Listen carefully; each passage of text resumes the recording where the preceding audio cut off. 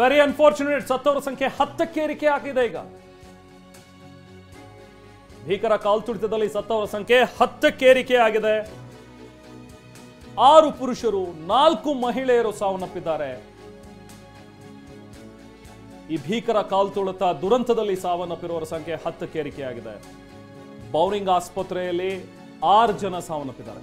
3 ಪುರುಷರು 3 ಮಹಿಳೆಯರಿದ್ದಾರೆ. ಒಟ್ಟು ಸಂಖ್ಯೆ 10ಕ್ಕೆ ಏರಿಕೆಯಾಗಿದೆ. ಈಗ 10 ಜನ ಅಮಾಯಕರು ಸಾವನ್ನಪ್ಪಿದ್ದಾರೆ ಈ ಕಾಲ್ತುಳಿತದಲ್ಲಿ.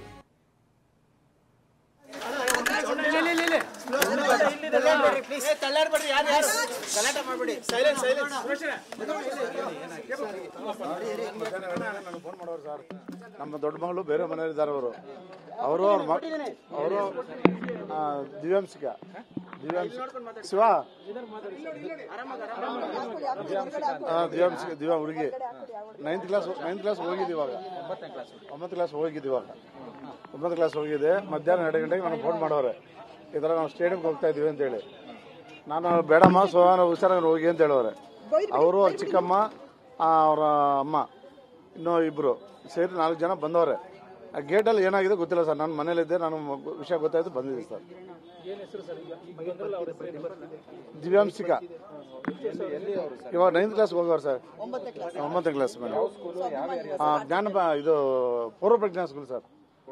ಪೂರ್ಣ ಪ್ರಜ್ಞಾ ಇಲ್ಲಿ ಸರ್. ಎಲ್ಲಿಂದರೆ ಕಣ್ಣೂರ್ ಹತ್ರ ಪೂರ್ಣ ಪ್ರಜ್ಞಾ ಸ್ಕೂಲು.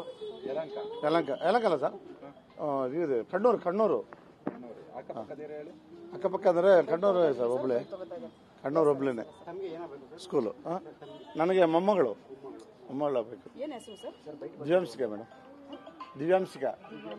ಹಾಂ, ನನ್ನ ಹೆಸರು ಲಕ್ಷ್ಮೀನಾರಾಯಣ ಅಂತೇಳಿ ಸರ್. ಹಾಂ, RCB ಫ್ಯಾನ್ ಅಭಿಮಾನಿ ಅವರು.